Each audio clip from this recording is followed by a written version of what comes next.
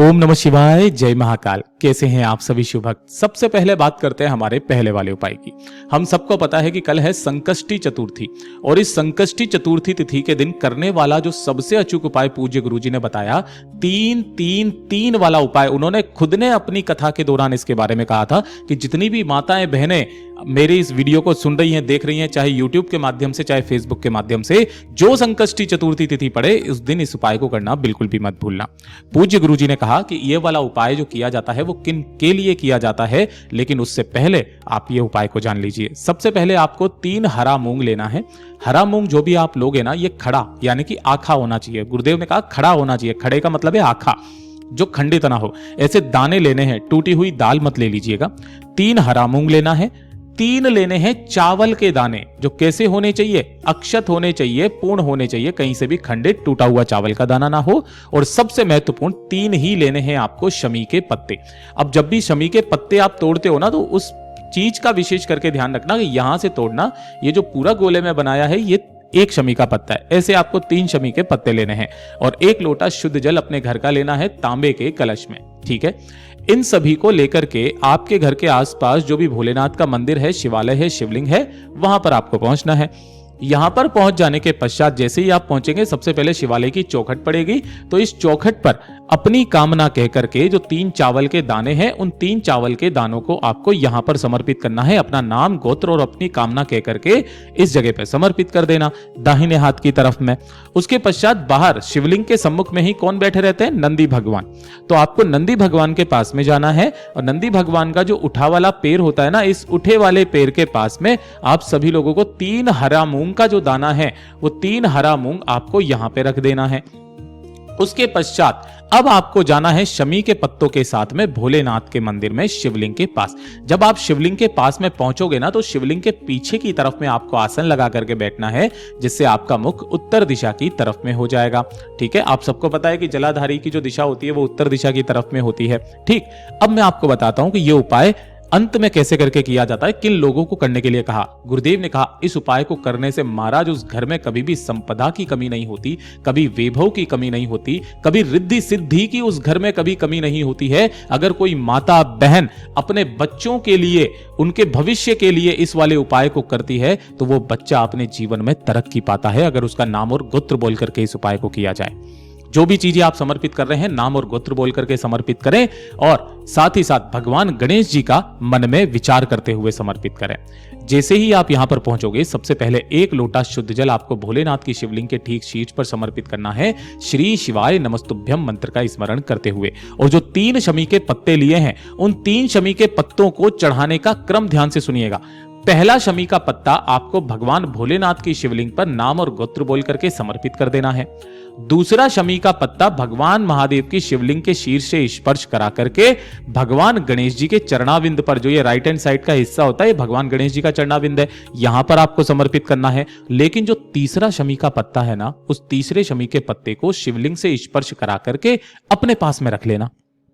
अपने पास में रखने के पश्चात अपनी कामना कह करके जब आप मंदिर से बाहर निकलेंगे, तो शिवालय की चौखट पर जिस जगह पर आपने 3 चावल के दाने रखे थे, उसी के पास में अपनी कामना कहकर ये तीसरा शमी का पत्ता यहां पर रखना और एक गोल बाती का घी का दीपक यहां पर प्रज्वलित करके चले आ जाना, चाहे आटे का, चाहे मिट्टी का। देखिए, आटे के इतने सारे दीपक नहीं हो सकते। मैं तो हमेशा क्या करता हूं, मिट्टी का दीपक, आटे का दीपक बना लेता हूं, उसको फटाफट से ऐसे करके लोया बनाया, बीच में अंगूठा दबाया तो वो खड्डा सा बन जाता है, उसी के अंदर बाती लगा करके चला आ जाता हूं। आप भी ऐसा ही किया कीजिए। अब मैं शायद आप सब लोगों ने कल का वीडियो नहीं देखा होगा, तो कल के वीडियो के अंदर मैंने एक जानकारी दी थी।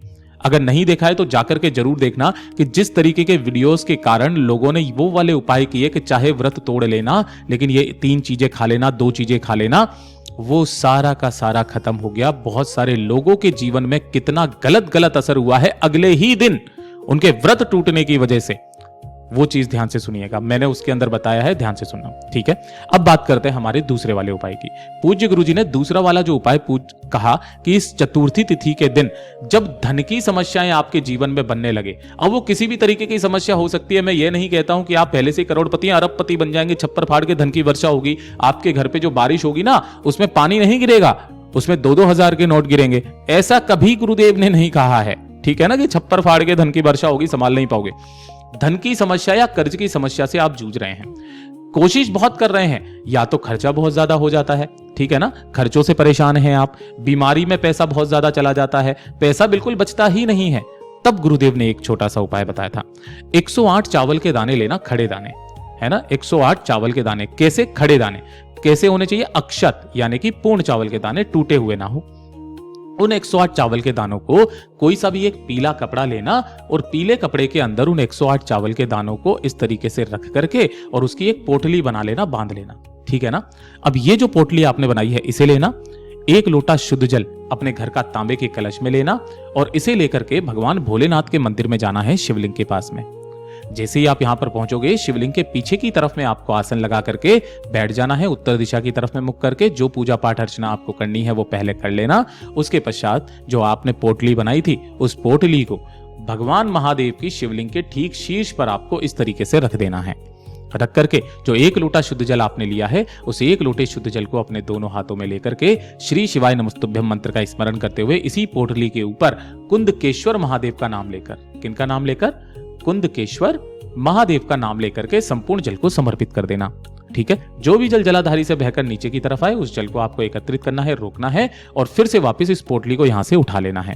उठा करके अपने घर पर जाना है। जैसे ही आप घर पर पहुंचोगे तो घर की चौखट पर सबसे पहले तो इस जल को छींट देना, लेकिन जो पोटली है उस पोटली को ले जा करके आपके घर में जहां पर भी माता लक्ष्मी जी विराजित है या आपके घर के मंदिर में है वहां पर उनके सम्मुख में जाकर के उस पोटली को यहां पे रख देना है। पूरी रात इसे रखे रहने देना।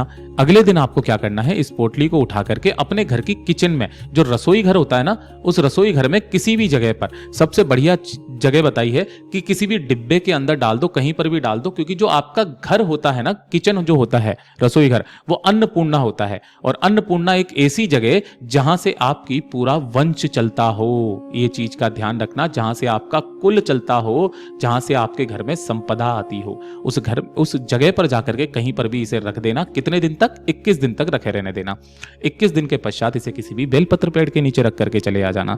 गुरुदेव ने कहा कि अगर किसी भी नकारात्मक ऊर्जा की वजह से आपके घर में कुछ भी ऐसा हो रहा है, पितरों के कारण हो रहा है या फिर किसी दोष के कारण हो रहा है, तो वो सारे के सारे दोष का निवारण होता है मात्र से एक छोटे से उपाय से आप सभी लोगों को करना है। और जो मैंने आपको बताया था कि इस तरीके के जो भी वीडियोस अभी के टाइम पर आप देख रहे हैं, पूज्य गुरुजी की एआई वॉइस को बना करके ना कुछ भी उपाय बता रहे हैं, कुछ भी एक ही उपाय डेली बताया जा रहा है। 7 दुर्वा वाला उपाय एक हफ्ते में 8 बार बता दिया जाता है, जबकि जो उपाय बताया है वो पूज्य गुरुजी ने कभी बताया ही नहीं है। इतने सालों से मैं पूज्य गुरुजी की कथा सुन रहा हूं, हर एक उपाय मैंने, क्योंकि मुझे पता था कि मुझे इस तरीके का चैनल बनाना है, मुझे सभी शिव भक्तों को ये सारी चीजें बतानी है, तो मैंने सारे उपायों को लिख करके रखा।